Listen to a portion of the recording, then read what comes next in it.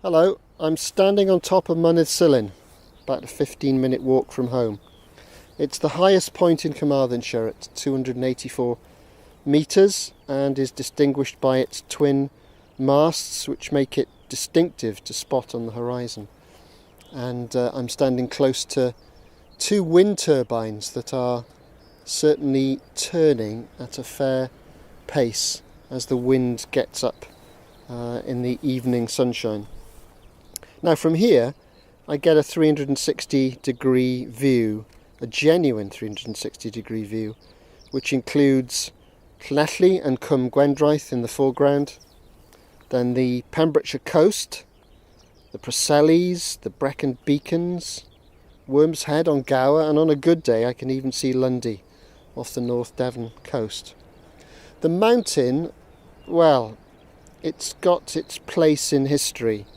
It was where 3,000 people met during the Rebecca riots, a meeting that would lead eventually to a petition to the Queen, that's Victoria, and an eventual end to the conflict. The riots, well, they weren't about the tolls people were being charged to walk on the roads of West Wales. I think much more about the economic conditions that people were living in rural West Wales, and they wanted change. Well, in this series of podcasts, change is once again a theme that runs through all of the conversations.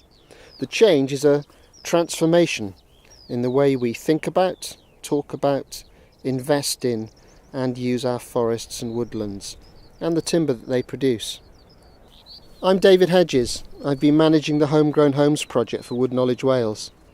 We completed its first phase at the end of March, and we're now embarking on a new phase to implement the learning and move from research into action.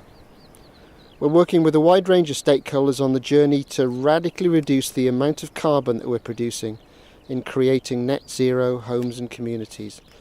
And this series of podcasts captures the thoughts, ideas, frustration, determination and passion of people for which trees and timber are an important part of their work and for some their life. From the top of the mountain I don't see many trees in the landscape. Apart from some wooded valleys, trees in the hedgerows and the odd plantation in the distance, the view is mostly of fields and pasture. This slice of West Wales is agricultural. It's a place where we once mined coal to power the industrial economy. The fields support sheep and cattle and the crops that feed them. After all, we are a sheep, beef and a dairy nation. The haze over Port Talbot, which I can also see from here, reminds me that for some Wales is also a steel nation. Now, wouldn't it be great if we could also be a forest nation, one transformed by the planting of trees and the creation of a wood culture where people and communities could derive an economic interest in timber, where we could naturally capture and store carbon and build many more high-performance, zero-carbon homes from timber. Is it such a mad idea? This series again features two people in conversation. All recorded remotely during the pandemic. We had the occasional technical gremlin, but these didn't distract us from the task at hand.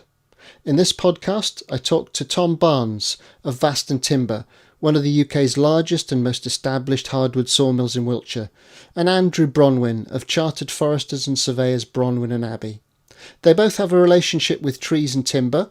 Luckily, they aren't shy in telling me what they make of society's relationship with both and where change might come from. As usual, I asked them both to introduce themselves, starting with Tom, whose work is in the blood, isn't it? Yes, I suppose it is in the blood. I guess I have a slightly, maybe a strange history in that my education, my degree was in environmental sciences, but I've spent all of my working life working in the timber industry. Not all of it in the family business. I did work for 6 years for what is now the Saint-Gobain Group. But during that time I did take on a lot of the responsibilities around the environmental issues related to the company. But the last 20 years or so I have been back with my family business, which is a sawmilling company that focuses almost uniquely on cutting British timber, mostly hardwoods and some specialist softwoods. What I find really interesting, and what I spend quite a bit of my time doing, is trying to think of ways to innovate with British wood and to find ways to match the wood we grow in this country with the demands particularly in construction and to some degree in furniture making. So we spend quite a lot of time trying to create products that are right for the market, but specifically using wood that grows locally to us. And hopefully I'll get a chance a bit later on to talk a bit about the brimstone products that are really one of the biggest results from that work. Andrew, tell us a bit about yourself. Andrew Bronwin. I'm a chartered surveyor, chartered forester, and I've worked in Wales and the Midlands really for over 30 years. I run a forest management company with offices in Wales and the Midlands, and we are involved in the management of mostly forestry on the traditional estates, but some more institutional ownership as well. And we do everything from advising on management through to carrying out work programs, including woodland creation and quite a lot of timber harvesting. And we have supplied and do supply timber for Tom's mill in form of oak, ash, western red cedar, that kind of thing. I'm conscious that we're recording this podcast in a time of real uncertainty. Hopefully we're coming to the end of a pandemic. We're coming to terms, I guess, with the implications of having left the European community. But actually, what's been the impact for you and your businesses? The last year. What's been the impact of looming Brexit and COVID? Tom? Well, certainly last year was a real roller coaster for us. Obviously, when COVID hit early in the year, like many businesses, we shut down and we stayed closed for 3 weeks. Then we decided that we could restart in a relatively safe way because of the sort of business that we are. We're fairly open. A lot of what we do is outdoors. And, largely construction carried on. And then really the second half of the year was quite amazing in that it's the busiest we've ever been.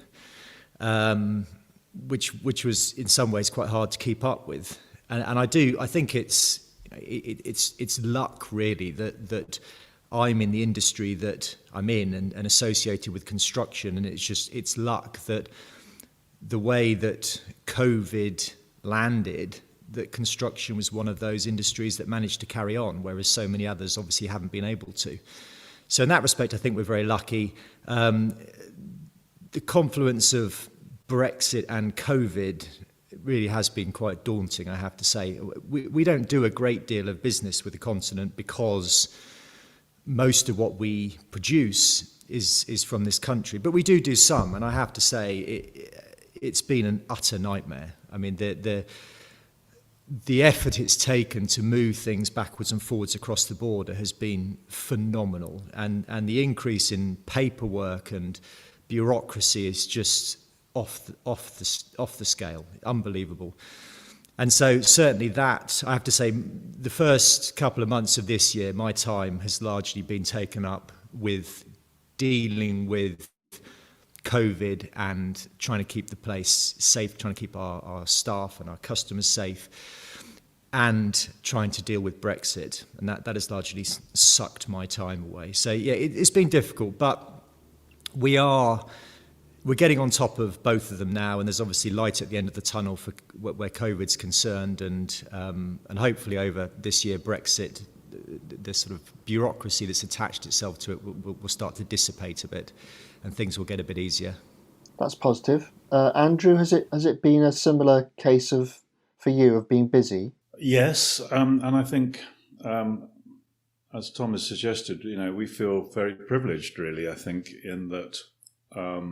Because our industry is predominantly based outside and it's relatively few people involved, we've been able to carry on safely and productively. And there have been some issues about just keeping in contact with colleagues within the within our business, because if you're having to work from home and so on, that can be a little bit more complicated, but frankly nowhere near as complicated as many other industries. So we do feel very lucky in that way. In terms of the impact of COVID and Brexit, yes, a certain amount of nervousness about how all that might go, and rather, well, perhaps not counterintuitively, but the Brexit deal or the Brexit situation has probably played to our advantage rather than our disadvantage, for the kind of reasons that Tom was alluding to, with the complications of importing timber, which has put a lot more demand for domestic timber, and we've seen a huge increase in demand, and to some extent price, which has been a great help to us and our clients. So we've been very busy. It looks like that's going to continue.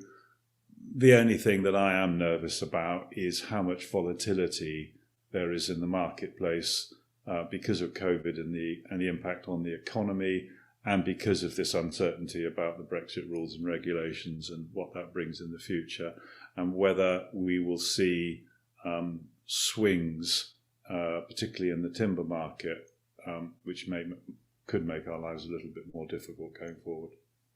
Hopefully we'll get a chance to talk about some of those issues in this discussion. There's the bigger agenda, I suppose, isn't there, of climate change that seems to be growing in importance, in recognition, in understanding. To what extent would you say climate change impacts on the work that you do in a practical sense? Tom, is that a question you feel you can answer? Yeah, I can, and actually I just want to jump back one step as well, and it's linked with climate change. But what I have noticed that Brexit and COVID and climate change together has done and has started to do is really focus people's minds on the resilience of supply chains. Now, there was issues around toilet roll in supermarkets and things. We all know about that. But actually, within our industry, there were big problems with getting basic constructional timbers in during the early stages of COVID. Just your normal carcassing timbers that would have come from abroad. There's been all sorts of problems with shipping timber from other parts of the world, including North America and Canada and other areas, related to COVID and other global issues. And I've noticed that this has really started to turn up on the agenda of clients and at the end of the supply chain, and also the merchants supplying them. And I'm hearing more and more people talk about the supply chain and trying to get a handle on where their products are coming from. So I've spoken to clients who big construction, big building owner clients who are starting to really look at every single part of the building, whether it's for retrofit or whether it's for new build, and try and understand where these products are coming from. And actually, in many cases, being quite surprised at how far they've travelled.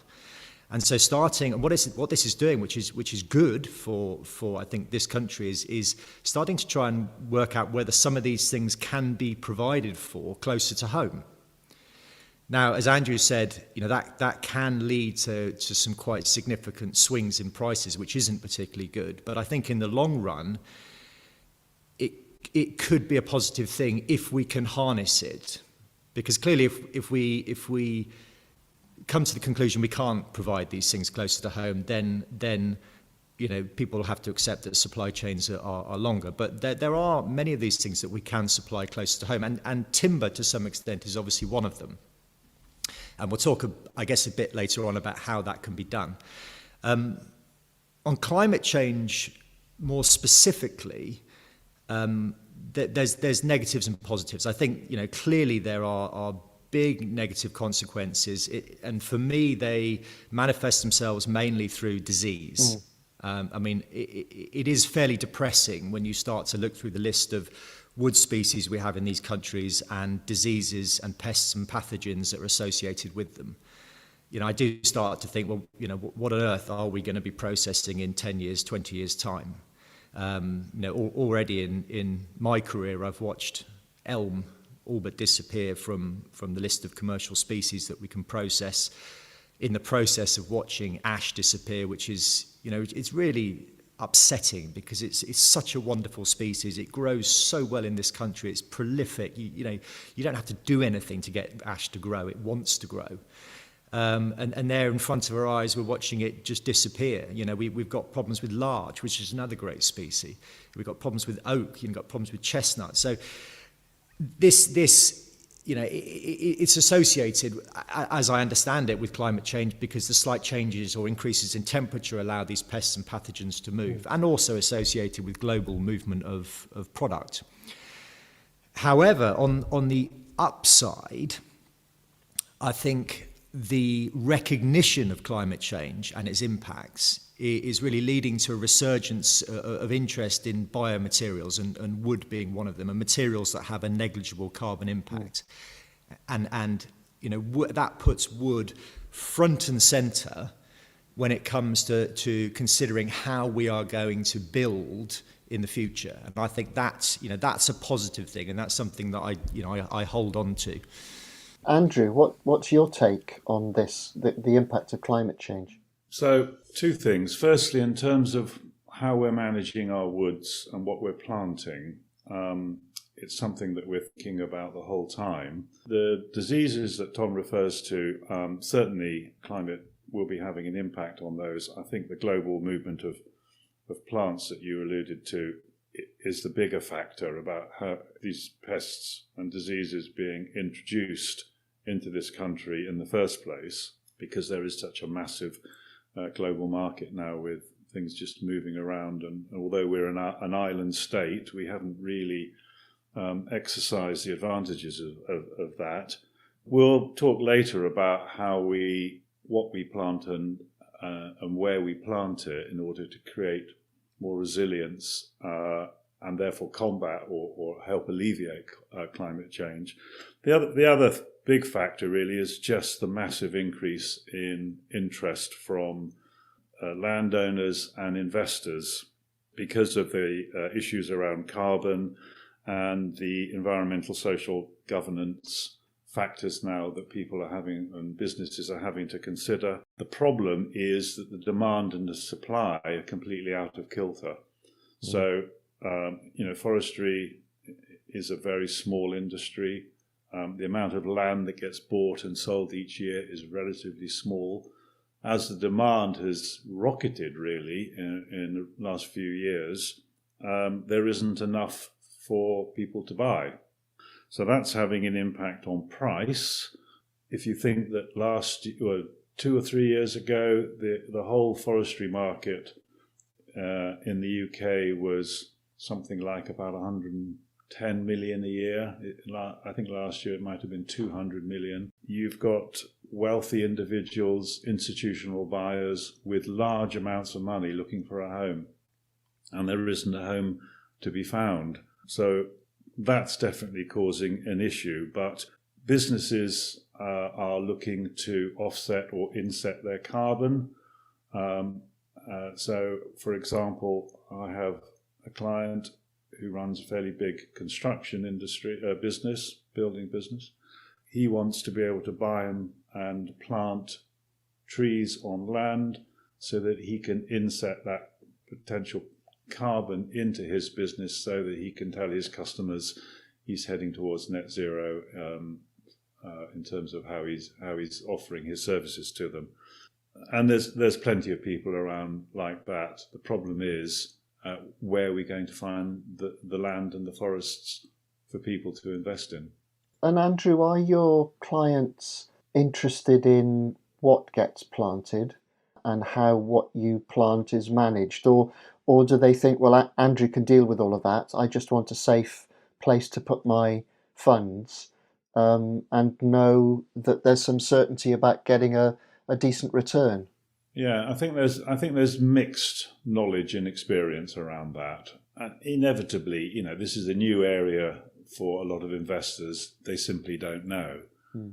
My view on it is that they should be looking to spread their risk as much as they can in terms of their investment. So if you're planting solely for carbon, you would maximize your return there by planting 100% broadleaves on a non-thin 100-year regime.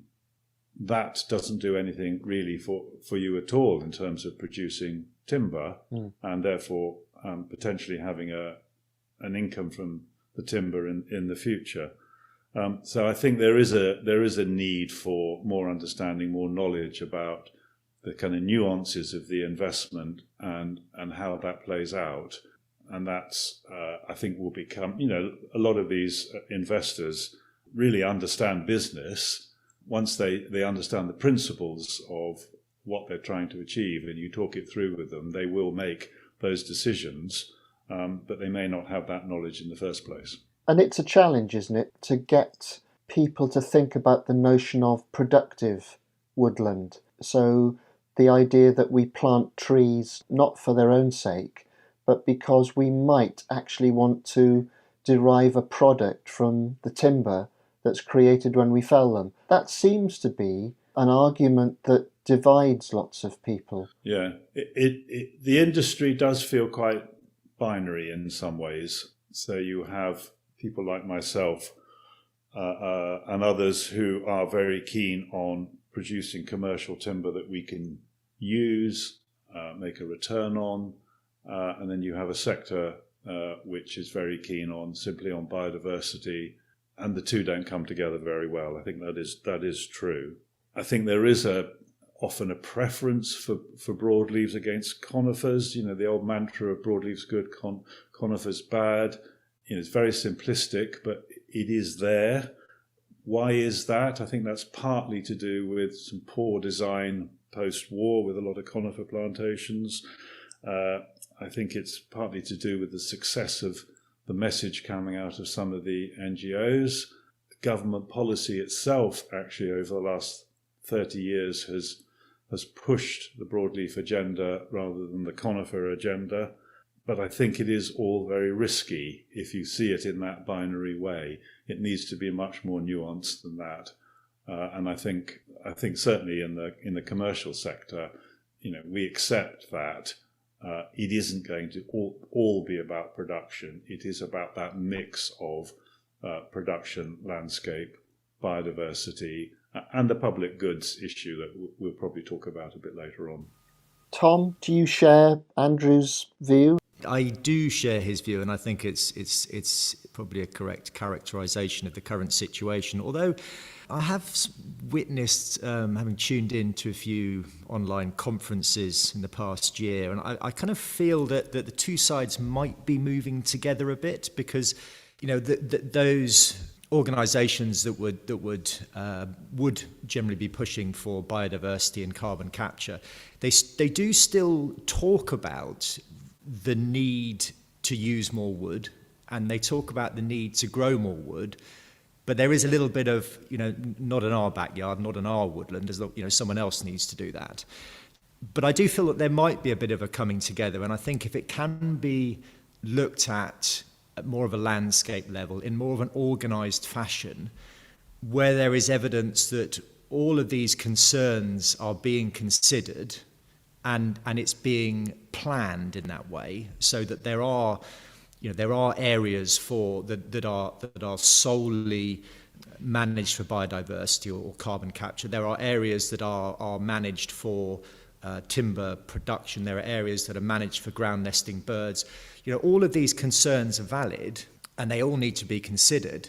But I think there's also an acceptance there's a lot of overlap. It's not the case that just because you're planting for commercial timber, you're not going to have any biodiversity, you're not going to capture any carbon, and there won't be any ground nesting birds.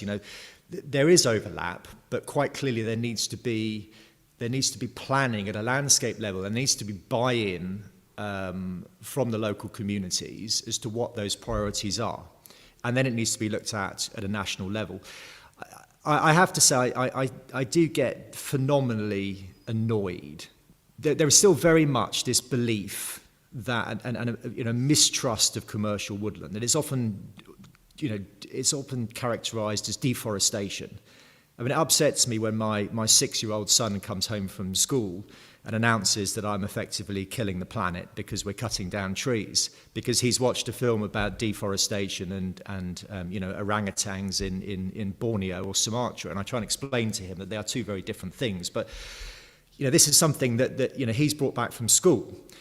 Now, this kind of view, maybe not at that extreme level, but it is held out in the general public. And you only have to look, as I did, through the Forestry Commission surveys of woodland users. And you can see over the years that people increasingly hold the view that they want woodland to be protected for nature, and they want nature to be allowed to take its course. People see woodlands as a sort of museum piece that has to be looked after and kept in its current form, and any kind of a change is bad. And I think there are organisations out there that we won't name in this podcast, but do kind of give credence to that view. And I think it's everyone's responsibility to educate the public and educate children that woodlands are a living, breathing thing. And we have to live with them, and they do have to be productive. If you look back historically, the woodlands that we have now are those that were deemed to be productive, and they were productive historically. The woodlands that were not productive, either for industry or for sport, have been grubbed out and have disappeared. So for the long-term protection of woodlands, I believe it's very important to make them productive. It's all very well in the short term to say, well, the government's got grants coming up for public good and this and that and for carbon capture, but we all know that public policy changes very, very quickly. So can we really guarantee that in 10, 15, 20 years' time, that those schemes are still going to be in place, still paying out to landowners that have woodland?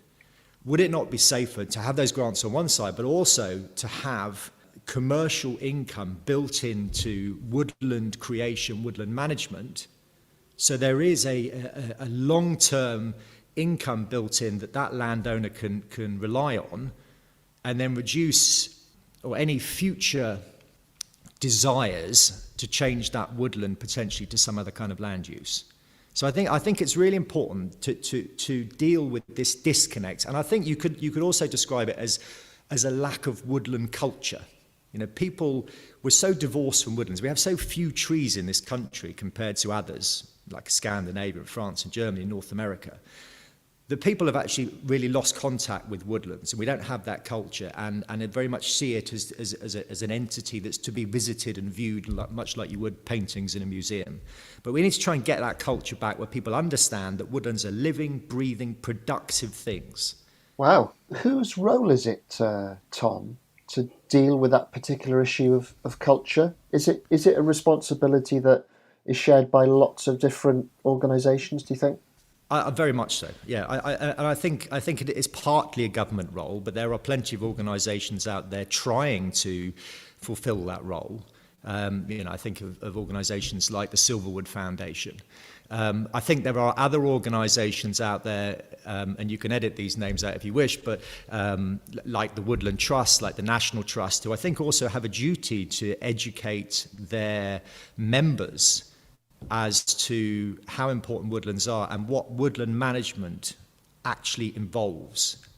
And be honest about the fact that part of the process is felling trees. And so I think, yes, and I think, also schools and there's some great forest schools out there that coordinate with schools to teach children about woodland culture. So I think, yes, it's responsibility. I mean, it is the responsibility of our trade as well and forestry. But unfortunately, the timber industry is never going to be the most trusted source of information when it comes to the best way to manage woodland.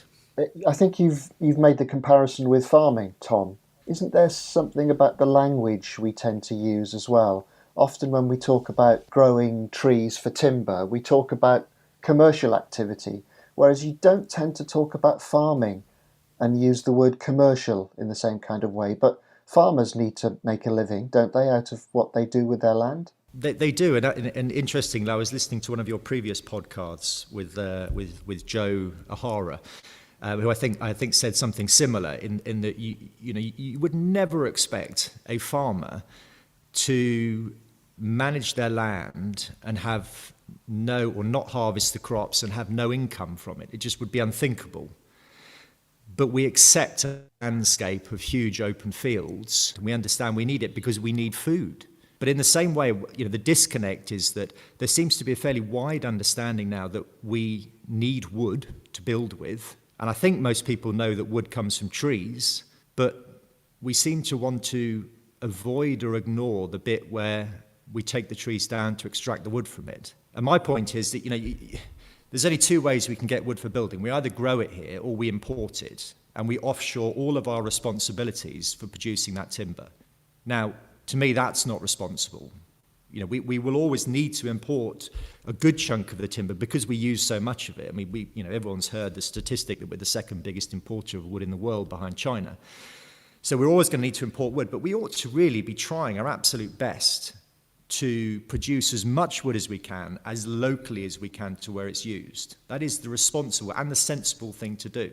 So, it's such an obvious connection, I think, but one that needs to be really reinforced and discussed so that people understand it. So when you walk in those, I was up in Savernake Woods last weekend, and lovely mixture of broadleaf and conifer, some huge towering Douglas firs, and it's a stunning woodland.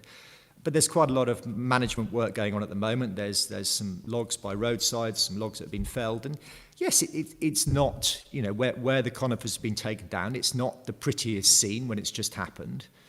But then, 5 years later, where the regrowth is coming through, it's a nice scene again. But this is just something, in the same way that when you see a field ploughed back to bare earth again, which is also not particularly pretty to look at, you accept that's part of the farming cycle. Andrew, do you encounter these arguments in the work that you do? It's quite interesting, actually, with woodland creation particularly. So in Wales, when we're putting forward a woodland creation scheme, we have to consult with stakeholders, and that will include neighbours to the proposed planting. Some of those attitudes that we experience are quite extraordinary, actually, and that attitude of we don't like conifers is very prevalent. We come across it the whole time. And when we try and present the arguments, as Tom has just articulated, around, second biggest timber importer in the world, looking to use a more carbon-friendly product in the future, we need to grow more of our own. It really falls on deaf ears. People are very resistant to hearing that. And, I suppose it is that problem that we see across society in many forms. It's the same with house building, isn't it? Yes, we need more houses, but please not here. It's the same with the woods. Yes, we need more timber, but please don't plant it there. I think government has a much greater role to play in dealing with some of those issues. It sits on the fence. The Forestry Commission, I'm afraid, and I would put the same argument for NRW in Wales, sits on the fence far too much. It needs to engage in this quite difficult debate. And it doesn't want to. It wants to take the easiest line of resistance. I think there's quite a lot of apprehension within government about the power of the NGOs. They often don't want to be seen to be in opposition to in the environmental part of the sector. They don't want to be seen to be suggesting that they might be decreasing biodiversity, even though that may not be the case. So they tend to take the line of least resistance, and that can see a lot of decent planting schemes hit the buffers, actually. What about the mainstream media? Do they have a responsibility, do you think, to present the argument? Yeah, obviously one would like to think that's the case, but I think it's much more about we have a responsibility as a sector to be presenting a case. If we're not very good at that and others are better, that's probably our fault, isn't it? And we need to get better at it. Then it's a problem of how much resource do we have to devote to that when we're actually trying to make a living out of growing and managing forests. But I suppose the agricultural sector has the same problem, and they have a very powerful lobby in the NFU. They're on the press the whole time, in the press and on the media the whole time, and presenting their case. I think we need to do the same, but I do think government needs to be more ready to compromise, more ready to accept that there's going to be pluses and minuses to all these different situations, and really help the commercial sector more than they have in recent years. We're going to see farmers becoming more and more interested in planting trees, though, aren't we? So will those arguments begin to change over time? We are seeing farmers interested in planting trees now, and I think either side of the Welsh-English border we're seeing different things going on. So in Wales there is a lot of demand. We have a lot of land which you might describe as marginal for agricultural production, and certainly when the agricultural subsidies reduce or disappear, that will make that land uneconomic and for farming, and many landowners are recognising that and are wanting to plant. But they need, if you're a farmer, you need cash flow.